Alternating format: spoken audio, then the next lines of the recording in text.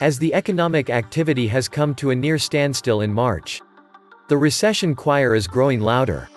Three of the top banks, Morgan Stanley, Goldman Sachs, and JP Morgan, all predicting a depression-era crash, including expectations that second quarter GDP would drop as much as 30%. The four big banks see the economy dropping double digits, while Bank of America sees a 12% drop in GDP. Morgan Stanley sees a dramatic 30% plunge in the second quarter. San Luis Fed President James Bullard has the most pessimistic call. He predicts a whopping 50% drop in US GDP. And this is just the beginning of the crisis. Not only are we going through unprecedented times in every other aspect of our lives, but economically, we are going through completely uncharted territory in the history of humanity. Never have the markets been blown so big and been completely shut down in such a short amount of time. The economic ramifications of this are going to be catastrophic.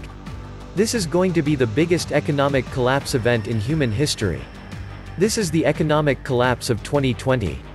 In this chaotic economic environment, where we are only beginning to see the beginning thin edge of the wedge of the economic effects of what is playing out throughout the global economy, we clearly can see an economic inferno coming to us. The financial markets have tumbled. They are all down significantly for the year. Economic disruptions are being felt across the globe. Markets around the world are sinking fast. We are not even in the midst of this crisis yet. We could start to see empty shelves in some US stores by mid-April. The time to start worrying about the supply chain risk is here. Inflation is already here. Food prices are skyrocketing. And this is just getting started. All of those people that had less than $400 saved for an emergency are quickly going to become the problem of everyone who did save more than $400. There's coming a time that people will do anything, even to their friends and neighbors, to get food and water. A hungry man is a dangerous man. Negative interest rates are already being proposed. The saver is the problem now, according to the banks. They want to transfer money out of the savers' bank accounts to the borrowers through negative interest rates. Borrowers will get a loan at -2%, but the bank will deduct 5% from the savers' accounts to pay for it. It's not collapse, it's a controlled demolition. Welcome to the new dark ages. They keep us in cages, send us into rages, they are taking our wages, in the final stages of the very last pages. Babylon is falling down.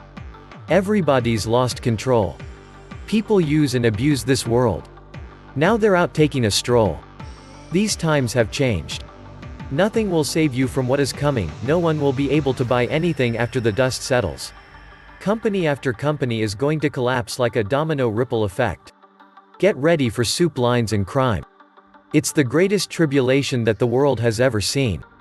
Bankers are trying to take over the world in real time. They can only do it with our consent. From the Great Depression to the Great Deception.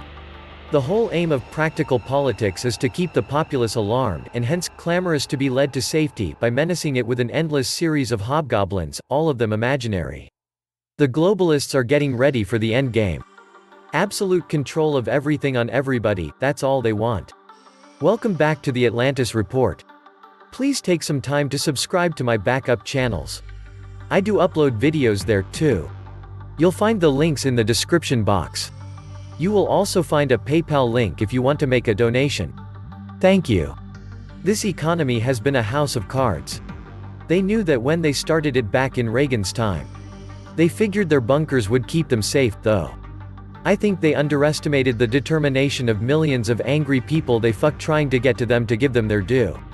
If the bank-owned political whores in DC had shown some spine back in 2008 and regulated the financial parasites with agencies that actually did their job, we wouldn't be in this complete shitstorm. But no, they kicked the can down the road like the despicable prostitutes they are. But they don't care. They don't give a damn about you. And now, just like 2008, millions will again lose their jobs, businesses, and houses. And when they first learned about the coming shitstorm, they were busy dumping their own stocks to feather their own filthy nests. Did I mention, they don't give a damn about you? The virus is a hoax creating medical martial law, which they need for the global currency reset. This has been in the planning for years and is now being implemented by the controllers of the Matrix. It will be the death of all world currencies and the death of the dollar. It will stop the anger and riots in the street and attacks on the banks. This is all about the global currency reset and the death of the dollar. Nothing can be fixed. Every new attempt at fixing things exponentially worsens the situation. The USA is sleepwalking into hell. Trillions for the banksters, and $1,200 for every American, unless you earn too much. The Fed has a singular mission, to milk the host country and much of the world for every penny they can get. Everything they do is meant to further that one single mission. The Fed is the tool of the elite. This supposedly independent body shafts the working man every day with taxes, then prints money and gives it to billionaires. Printing hundreds of trillions of dollars and building a totalitarian monopolistic system and government around it. They steal trillions and nobody goes to jail, but if you so much as steal $5 from a bank, you'll go to prison for years. The government goes out of its way to enable the financiers and bankster parasites. They have rules and regulations for everybody except the highest criminals in the food chain. Beyond hope, in my opinion. The population is hopelessly dumbed down, and by design. Nothing can be done now. It is too late.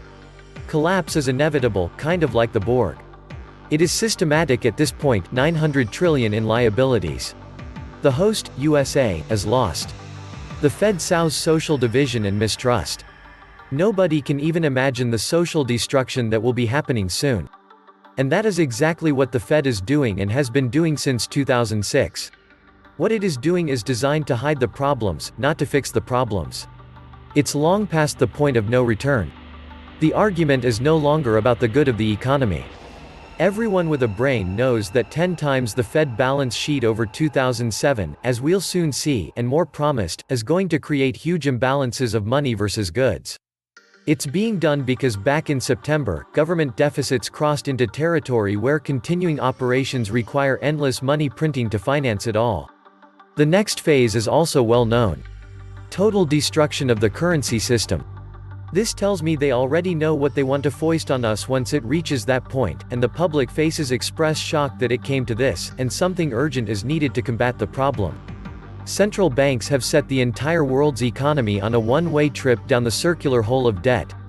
The only objective one can have at this point is to attempt to push oneself up through the swirling to delay one's inevitable entry into the hole. The Fed is a private corporation made up of member banks and would never sit out an opportunity to bail out its members for taking the wrong side of a bet while gambling with your money. The Federal Reserve Bank is not part of the US government. It is privately owned. The owners include Rothschild Bank of London, Warburg Bank of Hamburg, Rothschild Bank of Berlin, Lehman Brothers of New York, Lazard Brothers of Paris, Kuhn Loeb Bank of New York, Israel Moses Safe Banks of Italy, Goldman Sachs of New York, Warburg Bank of Amsterdam, Chase Bank of New York. The US Treasury prints money and gives it to the Fed interest fee. The Fed loans this money back to us through banks, charging interest. The Fed also buys government and corporate debt. Thus, the Fed's policies are used to maximize profits for large banks, and as we have seen, bail out these same banks when they make bad investment decisions.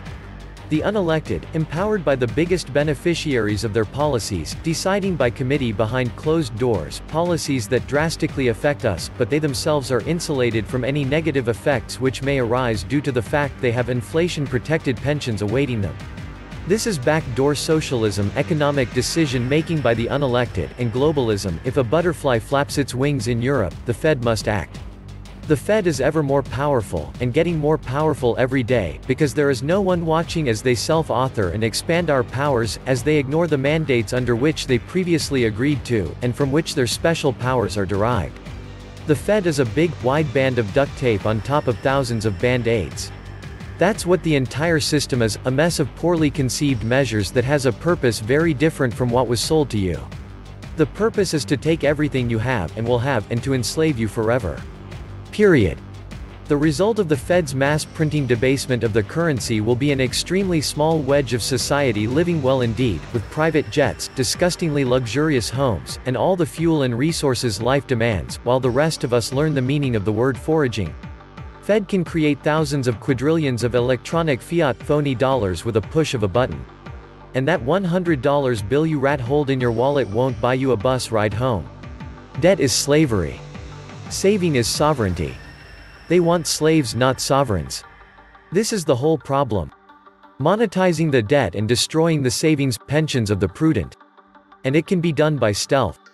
Every dollar the Fed prints is going to cost you at least 10. The bottom line is that the American people are getting pretty tired of the Fed picking winners and losers by twisting the rules, especially when the winners are always the cabal. The world will be a much better place without the Fed. It is like a ravenous parasite in the body of the American people. End the Fed, before the Fed ends us all. This was the Atlantis Report. Please